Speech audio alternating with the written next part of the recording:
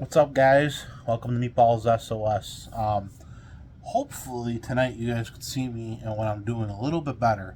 I've got you guys on a stand. So I got the stand. It's a little tripod.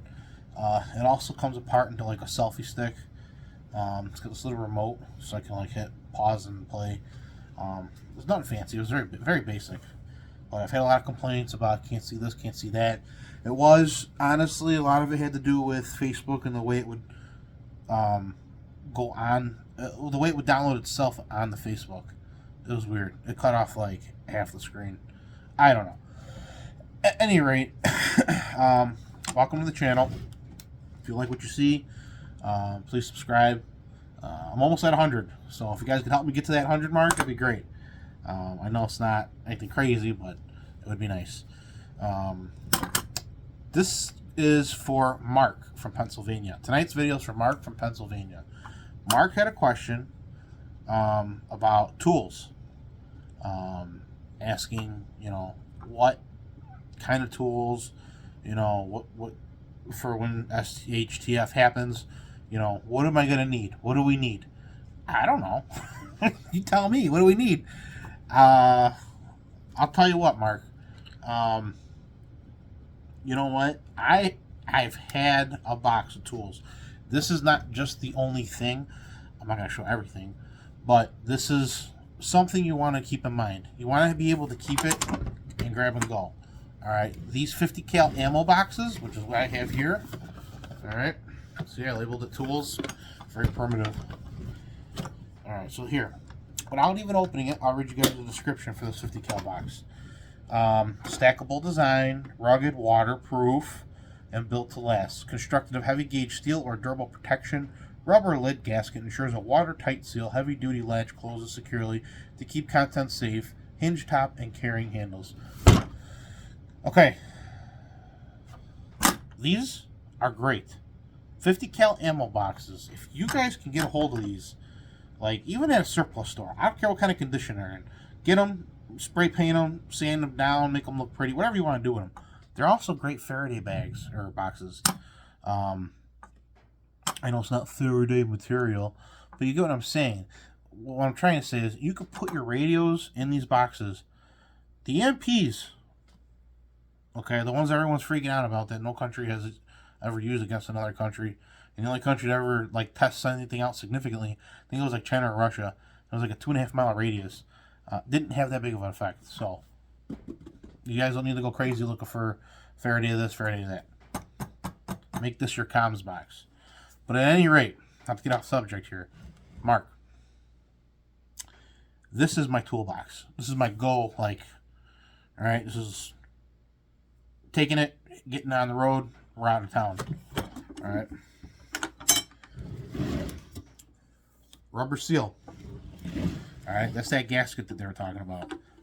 The lid does come off. You just push it out to the side and pull it out. What I keep in here is, first off, it's not even full. I'm a tool guy, so I keep tools with me all the time. Like everywhere I go, I've got something. Multi-tool, I carry multi-tool with me everywhere. Something I recommend is a socket set. Okay? Why, Meatball? Well, first off, this particular set is metric and standard.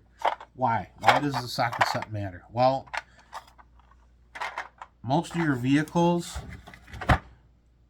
you need a socket set of some sort. Some kind of a socket wrench, it's good to get the combination.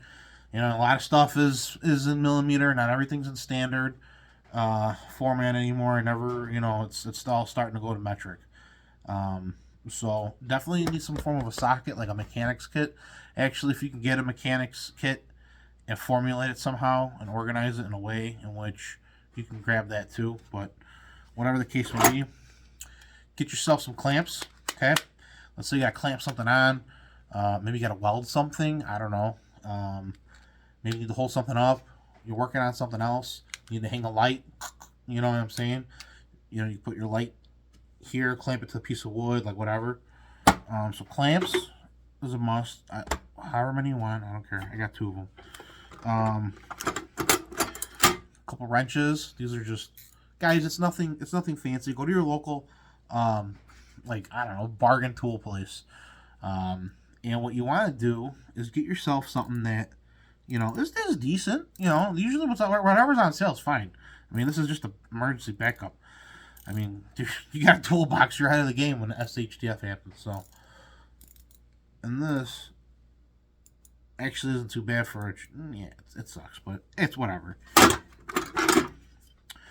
Okay, little crescent. All right. You're not going to come across really anything that you're eating anything bigger than this. What is this? 10 inches? Yeah, 10-inch crescent. Yeah. You're not going to... I don't see any situation really needing that unless you plan on getting into some kind of like heavy equipment, which, again, that's what I do for a living. I run heavy equipment, loaders, all that stuff.